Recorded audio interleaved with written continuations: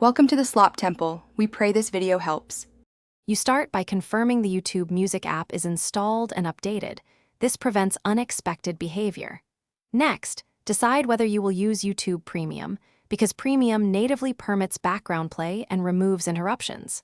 Once decided, open Settings and give the app permission to run in background and show notifications. This ensures playback survives screen off. Finally, close other heavy apps to free memory so the music service remains active. These first steps set the foundation for reliable Now you enable the options that actually allow background playback. Sign in, confirm Premium if applicable, then go to YouTube Music Settings, locate Background and Downloads, and toggle Background Play to Always or Headphones/External depending on preference. Make sure downloads and offline caching are configured if you want uninterrupted playback without cellular. Then, in your phone's battery settings, exempt YouTube Music from aggressive optimization so the OS doesn't kill the app when the screen is off. Finish by testing. Play a track and lock your device. Use the notification or hardware buttons to resume playback.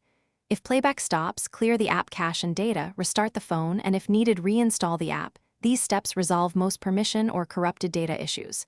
For non-premium users, you can use a browser workaround, Open Music. YouTube. Com in Chrome, request desktop site, start a video, then lock screen. This sometimes keeps audio alive. If problems persist, double-check background permissions and battery exclusions. Thanks for watching. Consider subscribing if we helped you.